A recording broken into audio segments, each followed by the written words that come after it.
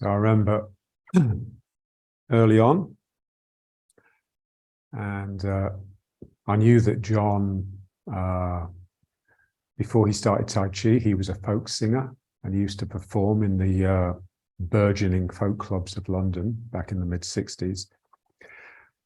And I asked him once if he liked Bob Dylan. And he said, yeah, I like the tunes, but I don't like the words, the lyrics. And I just said, why? Because, you know, he just sings about freedom.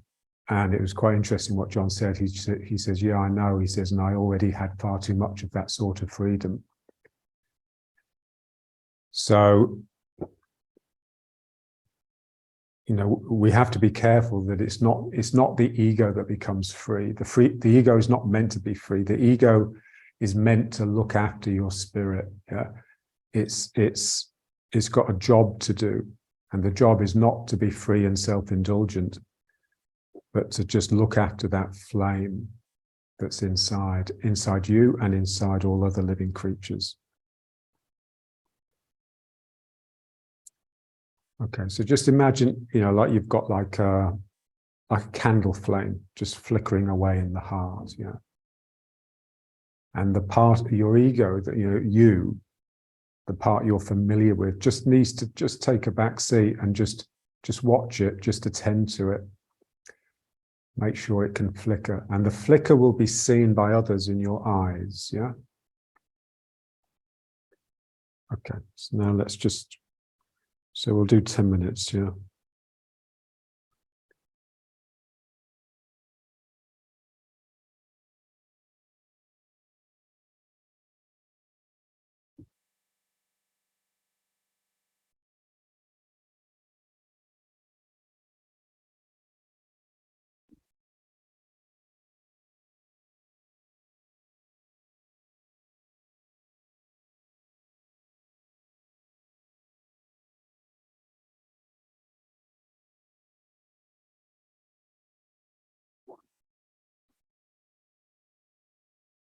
Okay.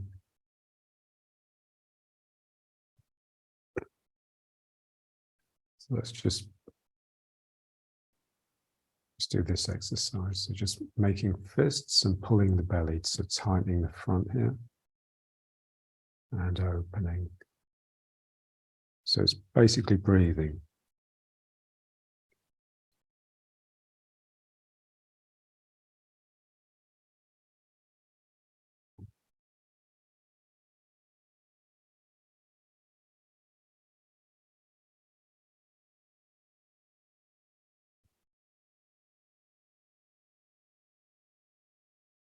Yeah, so this is us alive, but at our most primitive, really. So just breathing, not moving, just breathing.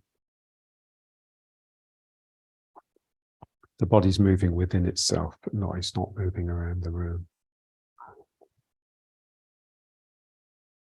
So just feeling the down chin as a ring muscle. Here it's tightening, and then here it's opening, as though to let something out.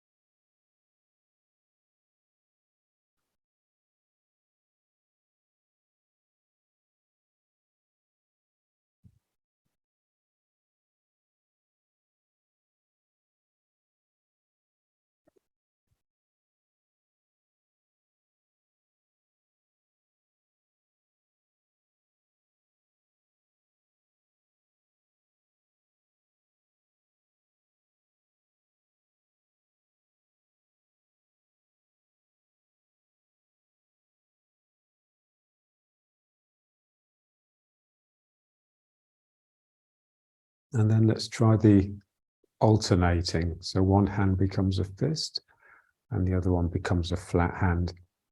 And you can turn it however you feel it. The hand doesn't have to turn over.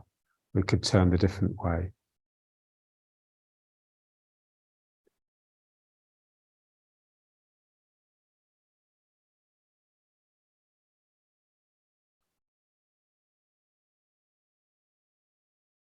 Yeah, so this is the body as an alternating machine, which allows it to move around by walking, basically.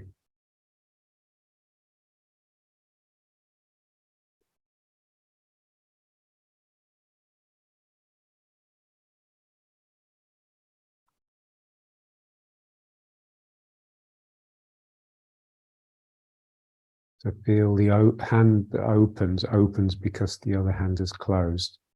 So ooh.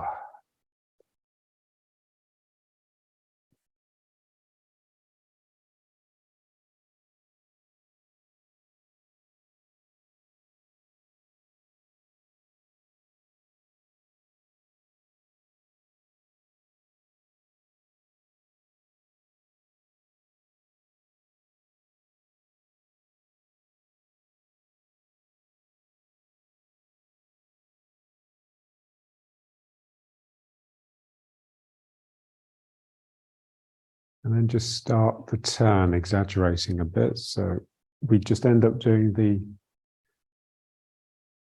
pulling side to side to activate the muscles in the lower back.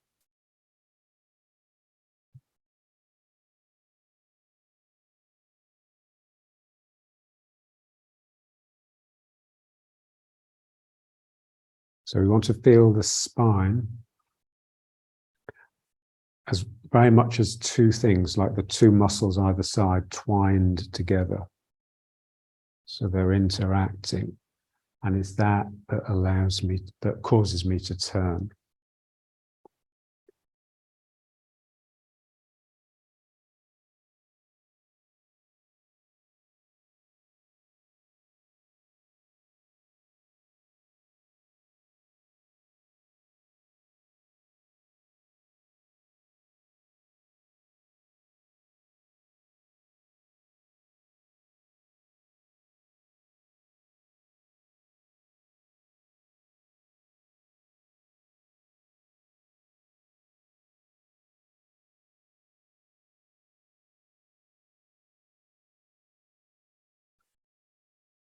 And then just allow it just to become 2 figures of 8, which is what it wants to do. So you can stop making the fist if you want. Ugh.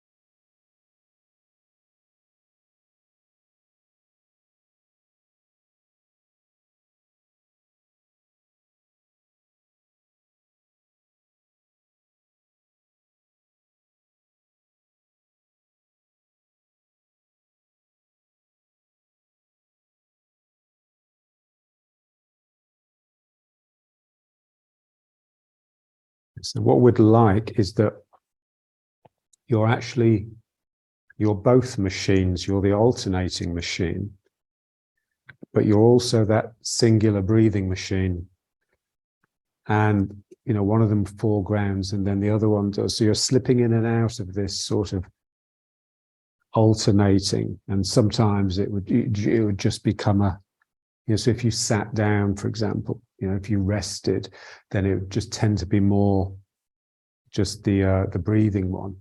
This is more for sort of moving, but it's just feel how there's just a lot more spirit in it.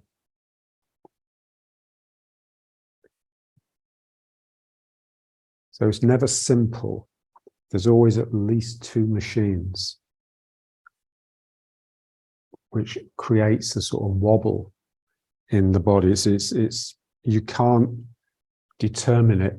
You can't set it and analyze it and say what it is. It's sort of almost like it's got a life of its own that's running away with you.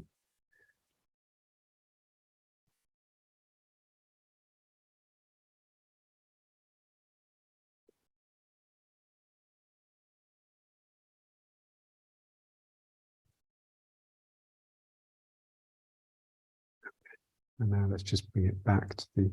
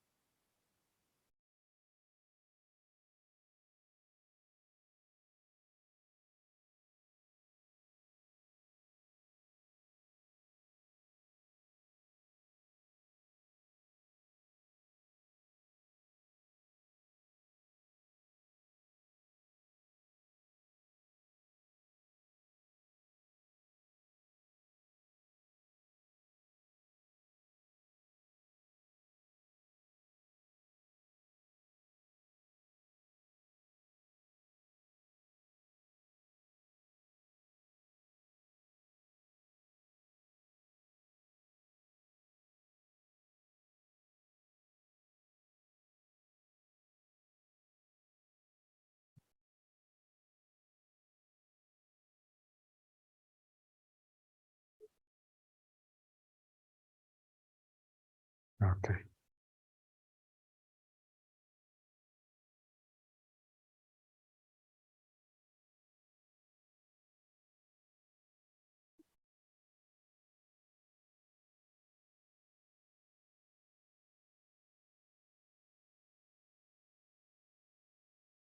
We're just feeling the hips, the shoulders, and the jaw.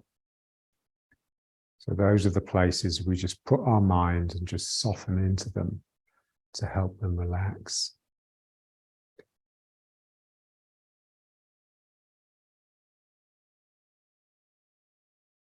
So generally, you could sort of, I think, quite safely say that for every person, their mind is their own worst enemy.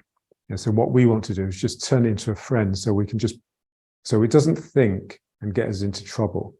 It just watches and softens. So I can just put my mind in my jaw and just smile like a happy mind, a content mind, a compassionate mind, and it will just release and soften, and then the tension can just drain down through my body.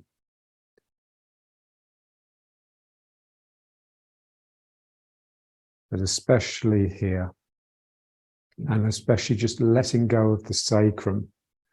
So the legs want to sort of grip the sacrum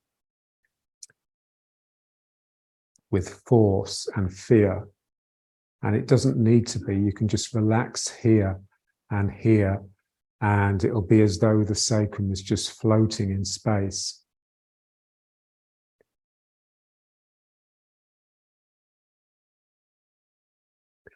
So just feel gravity pulling you down, and then feel your own push up to balance that. So we just want equilibrium. We want those two flows present and balanced, rather than just locking them together and freezing them into a stable, hard state from which my mind can then think to itself. So we're so used to just chatting to ourselves all the time, we don't really notice what we're doing to enable that. And what we're doing is instituting tension. So if we just relax that, then the mind will sort of be quiet. It's sort of drifting in and out, but you're not that interested in it. You're more interested in just watching the equilibrium, watching the flow down, watching the press up from the ground. And then let's just, so how do we move? Yeah. So you can move, from either foot really. So if you're moving from the full foot, then you'd be pushing. And if I'm moving from the empty foot, then I would be pulling. Yeah, so let's just try that. So just with the one leg, so the left leg, my left leg. So here I'm pressing myself out. And then I just pull myself back in. So just really using the one leg to move me, and the other leg is just involved in supporting me.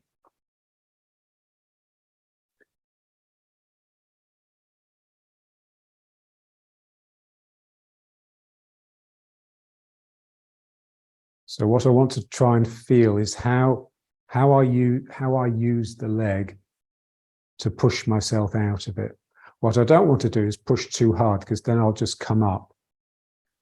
It's like squeezing the tube of toothpaste. You squeeze the tube and the toothpaste comes out of the end. So something in the leg sort of squeezes and it oozes me across without me coming up too much. And then the pulling, we've done lots of that. So something in me, it's in here and in the legs that, I squeeze and it's moves me across. And then here, this is that pulling.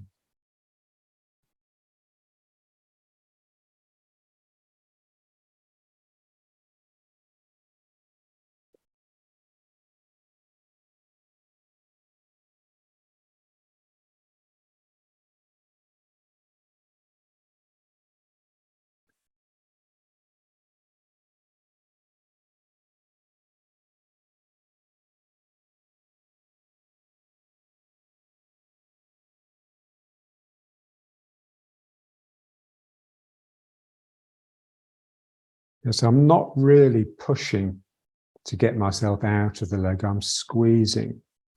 I'm squeezing something and it will ooze this toothpaste in this direction.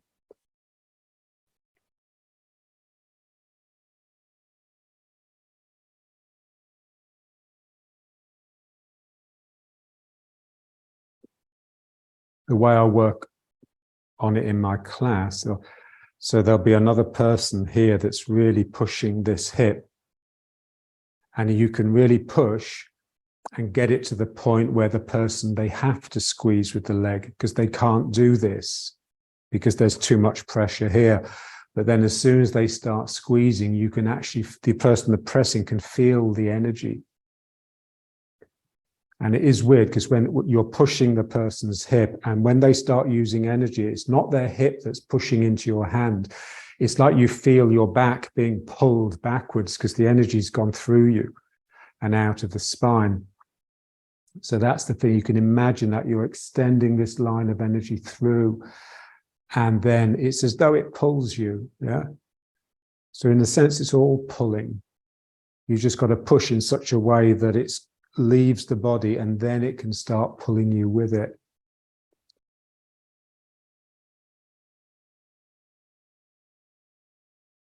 Ooh.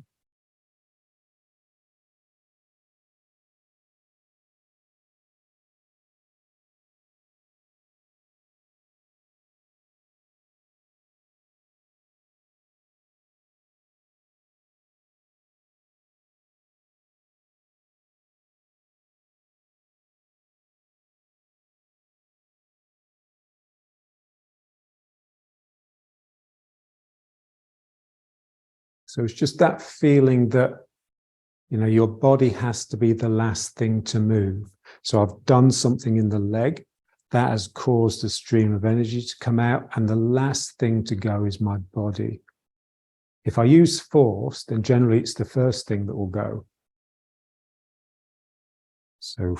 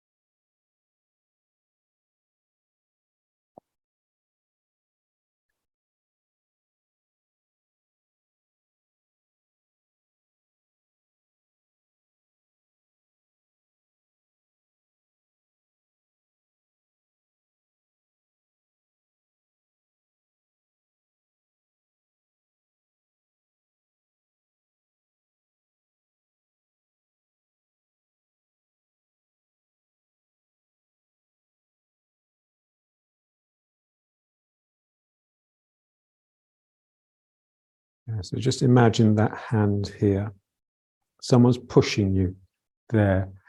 So really what you have to do is just relax as though to allow the energy of that push to pass through and into the ground. And it's really when you've let it through that your own energy will come out to balance it. When you allow their force to become energy, then your response to it will be energetic. So it's yielding. You're transforming force into energy, which is something that you can deal with. So you're not getting out of the way of their force. You're allowing it through the body, but you're allowing it to become energy.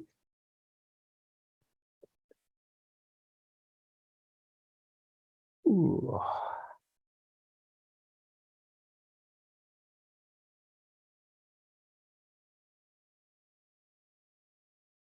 So again, it's all in the mind, really.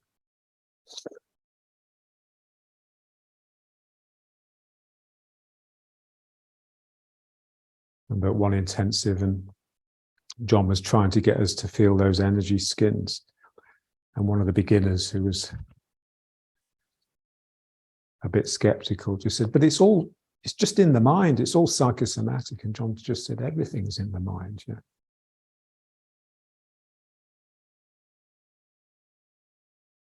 Ooh.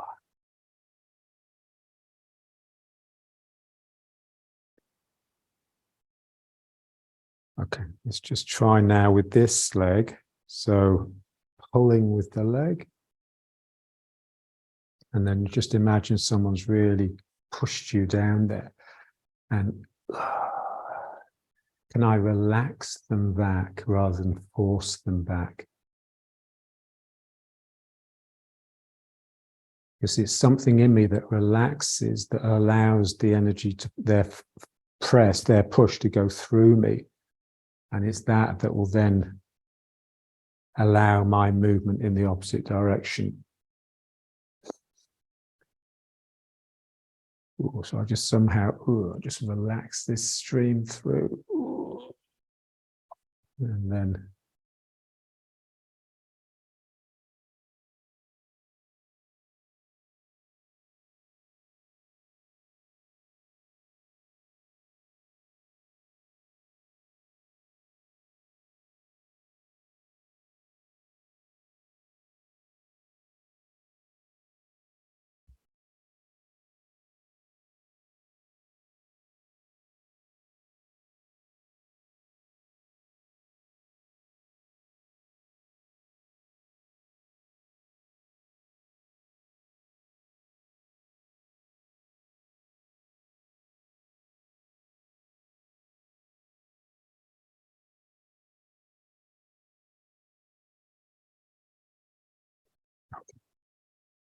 so let's just bring it back to riding horse.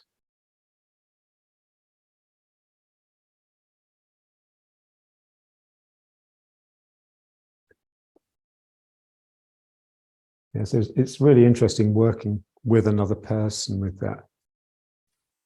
Having said that, I often feel I'm the only one that's feeling it from the blank looks on my students' faces.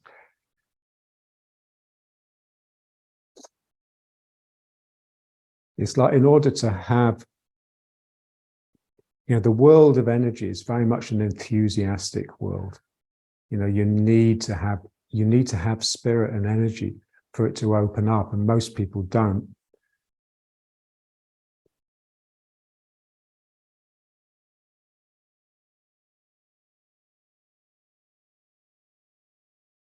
Okay, and now let's just try this again, but from the standing and just feeling it getting into the feet. So as my hand opens, my foot opens as well. Again, just feeling, maybe bring the feet up a bit so it's a bit easier to feel it as it's a single machine that's like a jewel. It's doing two things, but it's the one machine. So it's the yin and the yang, really, the left and the right. So just feeling the two sides. One side shrinks and closes, the other side expands and opens.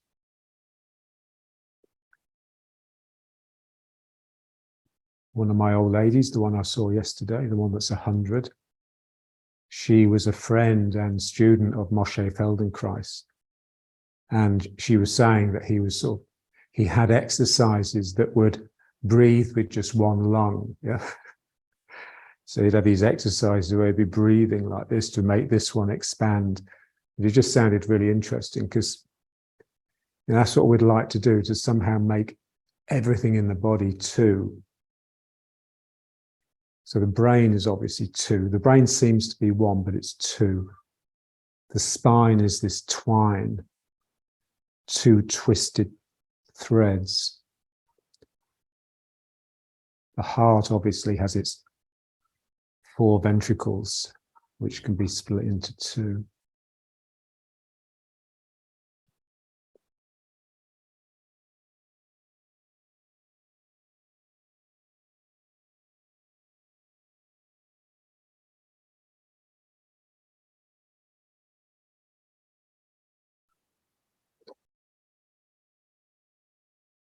Yeah, so we want to just feel the turn coming from this alternating of the two sides of the body, the full and the empty switching. So rather than the turn being something that I have put on top like this, I want it to feel it's just really fundamental. And it's coming from the core. It's coming from the depths of you, close to the spine, deep in the belly. It's not a superficial thing that your mind has laid on top, which turning from the hips is. So,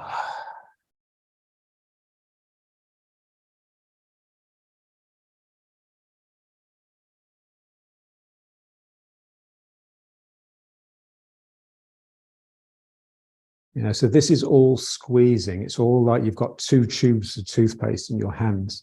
Well, think of an artist, squeezing the paint out of the tube. This erotic act that becomes even more erotic when the paint meets the canvas,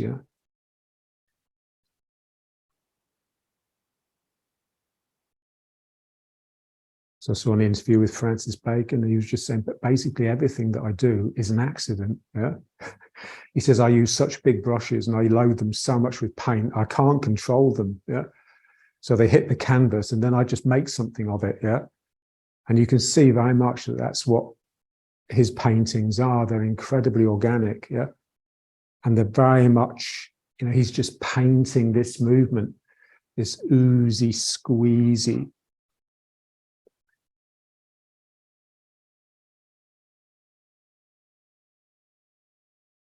Sayala was here on Sunday and I did a bit of a cranio on her, and she says, well, it just feels like my whole face is just melting.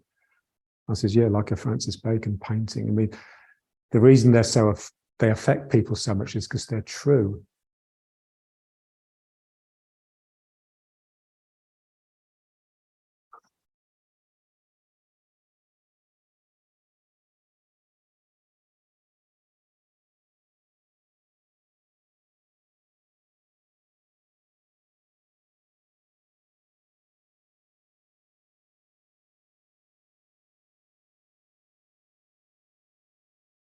And then just let it go into this. So it's just become like a mild version, but it's basically the same thing. So the two sides of your body are sort of fighting it out.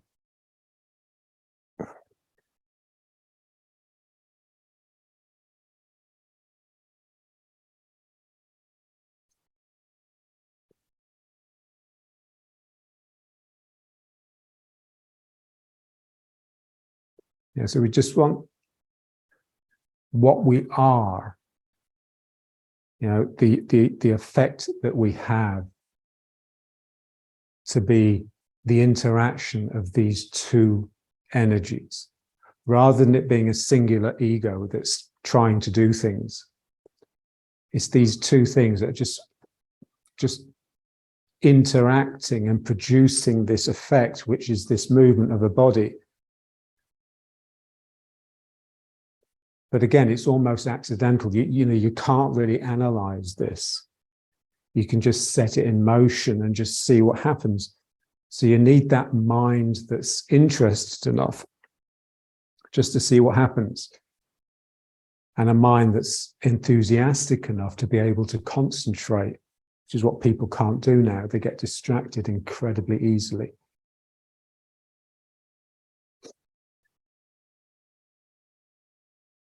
Is that research? So before, just, like I think in the early 2000s, they did some research and calculated the average attention span of a human being. And it was 12 seconds. And now, since the advent of smartphones, they did the experiment again in 2012. Imagine what it's like now. And it gone down to 8 seconds. And then the researcher finished by saying the average attention span of a goldfish is 9 seconds. So a goldfish can keep its mind on something easier, better than we can. So we need that thread. We need that elastic, unbroken thread of concentration. That's what's important. Be able to keep your mind, even if you just do it for half a second more than you used to, it's still a real achievement.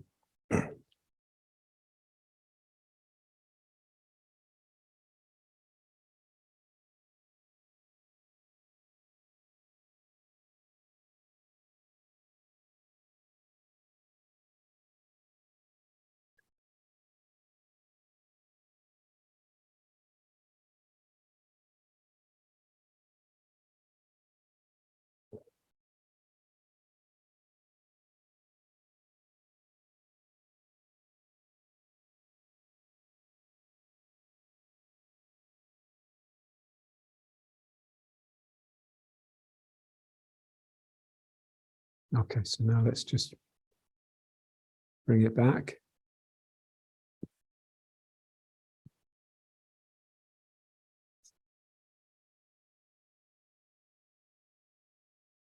Yeah, so the wandering mind, that is the sort of freedom that John said he had too much of. Yeah. So it's the sort of freedom that just lets you wander. So it's just a bit dispersive and random. There's no, in order to produce something and to produce, especially to produce something with power, you have to really limit it and keep it on its track. Yeah. So it needs, the thing that's moving needs to be free enough to be able to do this, but there's another force that's keeping it channeled. So this is what we want to feel.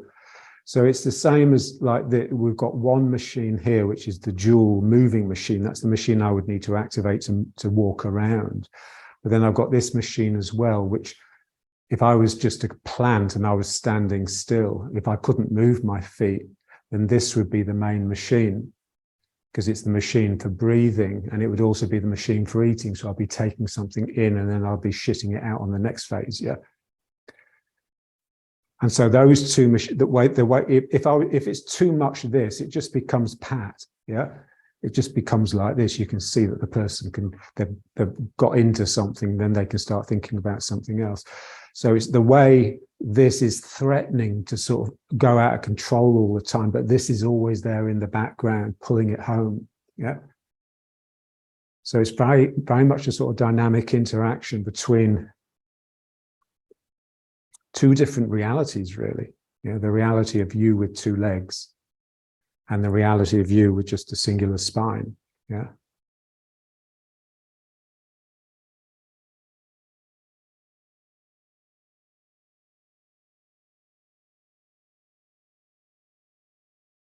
So just feel the sacrum, that magical place where the one splits into two.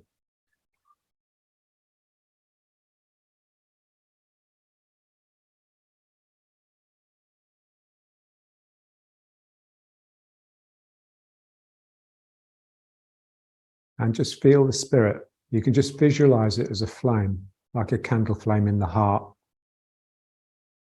I love that Gerhard Richter, who's a famous painter, he did some beautiful ones of just candles alight. Some of them had a skull on the table. It's a real powerful imagery. But they're beautiful because they're sort of misty, you know, they're slightly blurred. It's like a blurred photograph that he's done a painting of.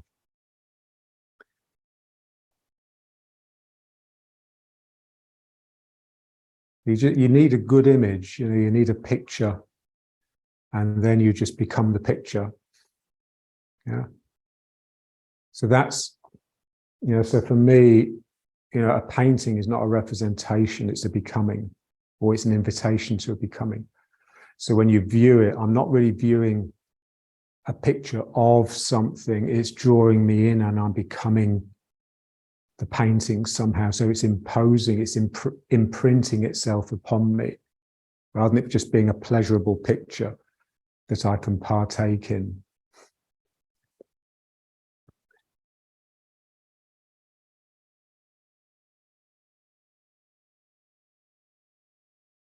And like when I was a kid, you know, like all these kids in the 60s, one liked Salvador Dali, you know, you saw pictures of his.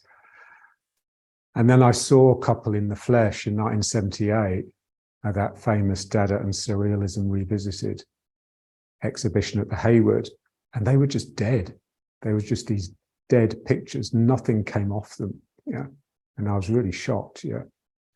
Because they were surrounded by these beautiful little pale clays, you know, which just vibrated and threw you backwards. Yeah.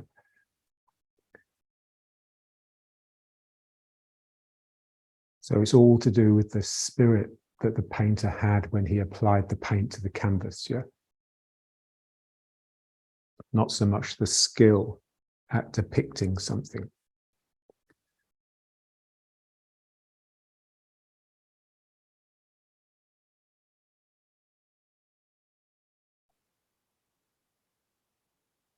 Okay. And now let's just go backwards and forwards, but again, just feeling the headlights and just trying to just keep them forwards, and just feel what you have to do to keep them forwards.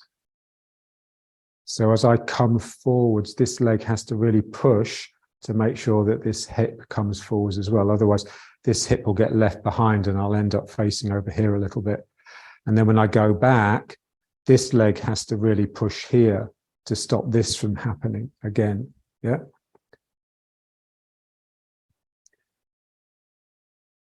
So the leg that is becoming empty, right at the last second, it has to make an extra effort.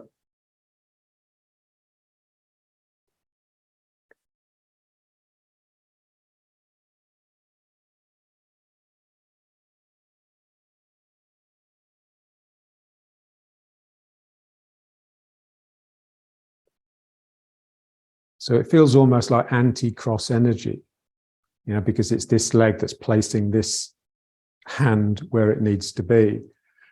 But really this is responsible for placing the hand, but this is responsible for providing it with energy. Yeah. So there is a difference. And just feeling it.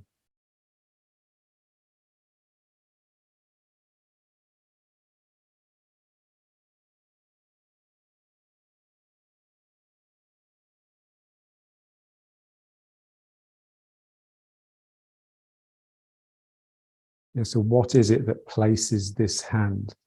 It's the hip. You know, Bruce Lee used to say, you don't strike with the hand, you strike with the hip. So it's my hip flying forwards that sends the fist out. So it's the same here. I have to really attend to this in order for this to have the right energy in it. So just, you know, watching people with their hips, their hips are often really sloppy. It's what's wonderful about Chen Manqing. He's just really aware of his lower body. And he didn't really care too much about his upper body. That's the way we want it.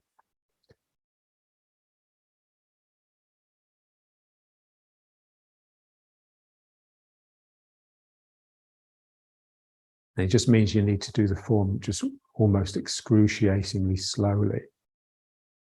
Ooh.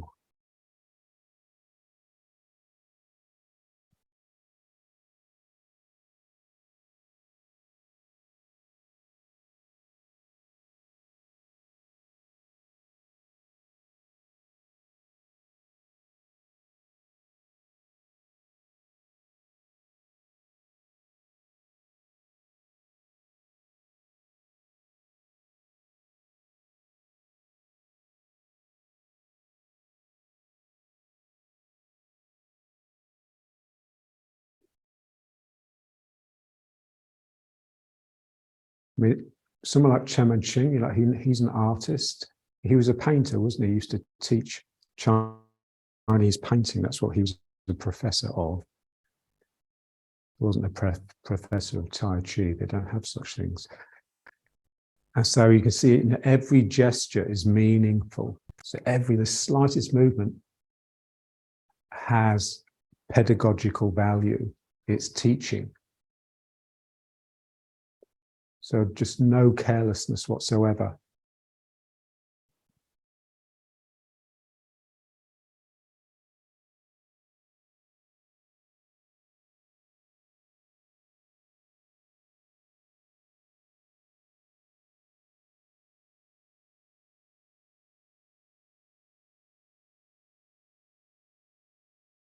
Okay, so let's just try the other side. Again, just feel your headlights. And just feel it, even if you think they're facing forwards, as you come into the front foot, this one tends to get left behind. So I need to sort of really press with this foot to make sure it comes forwards. And then when I go back, this one tends to get left behind like this. So I really need to make sure that right at the end of this leg becoming straight, there's an extra surge.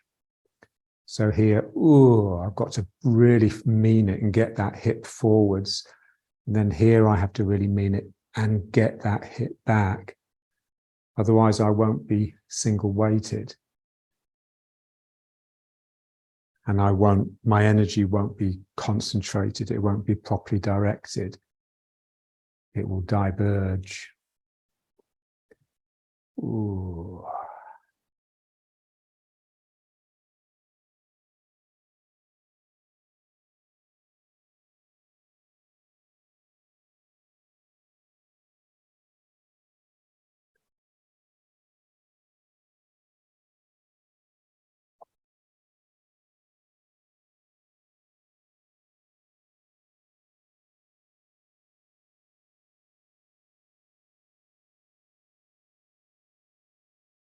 Yeah, so it's that thing, you remember we did it before once?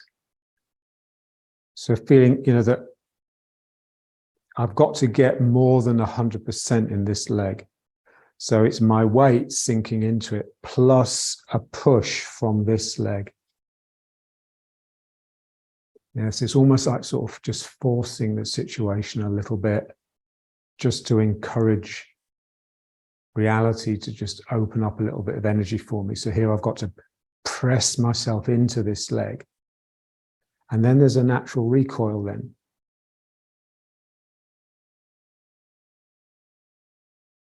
Yeah, so what starts the action is how well you've finished the previous one. Ooh, so that's really meaningful. And then this is almost just a foregone conclusion. It just naturally, and then here, I press into here and it just.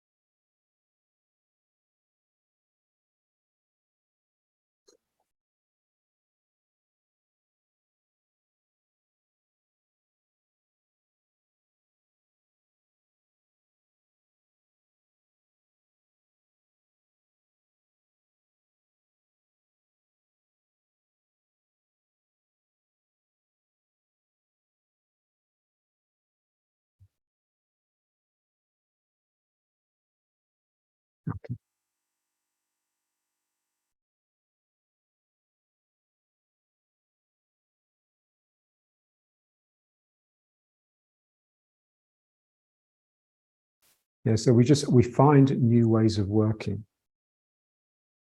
And it seems, wow, this is difficult. This is torture. Yeah. But it should happen naturally. And if you weren't investing most of your energy into resisting reality, then it would happen naturally.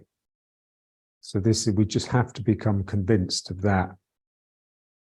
And then there's nothing you'd want to do other than work.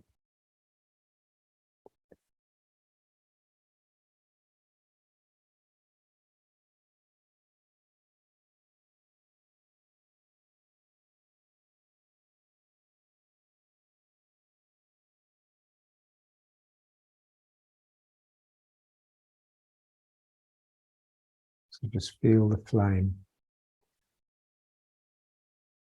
your spirit. Each of us contains a splinter of God, of this sort of divine spirit. All spirit is Holy Spirit.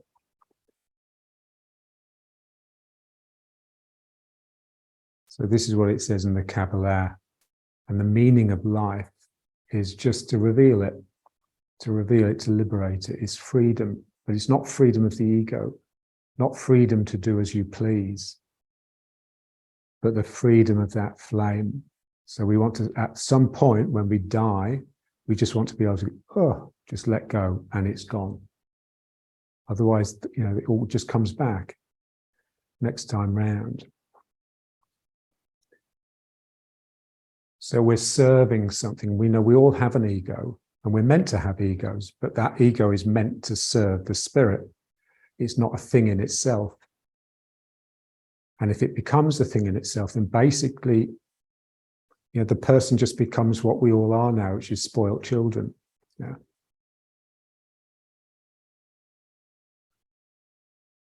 I don't know if you remember that movie called Babies.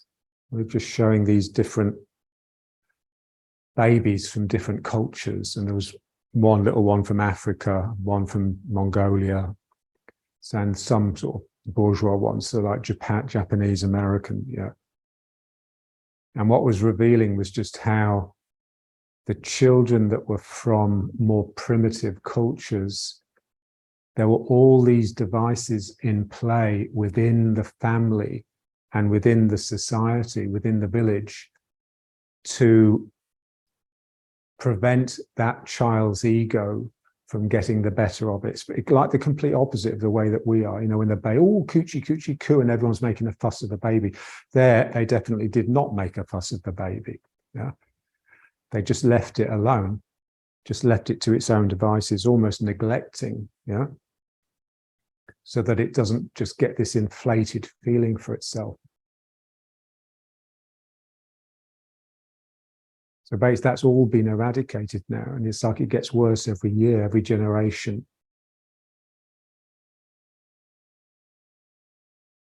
So it's, you know, it's the disadvantage of having less children. You know, each one is, you're able to give each one more attention, and so they become more spoilt. Look at the religious families. You know, I was on the train once, and on the aeroplane, mum and dad sitting on their own, chatting away lovingly, and these 10 children all looking after each other.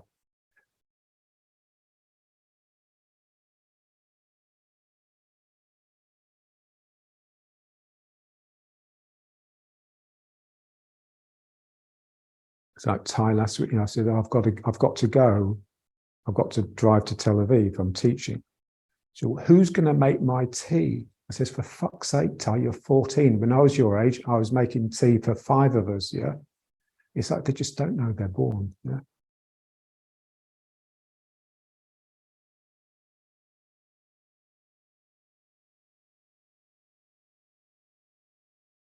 So just feeling that central tightness that enables you just to release, enables you to let go.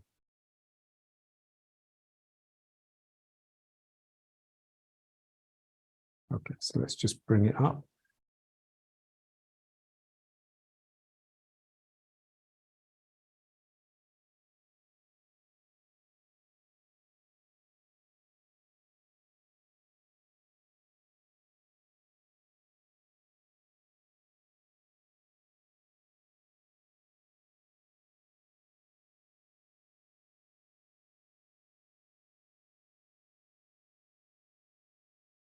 Yeah, so here when we're in attention, we're much more like the one. Yeah. But you still want to feel that sort of play between the two sides. So it's always threatening to become 2. And then as soon as it does become 2, it will start you moving. So when you're still, it's quite an uneasy peace.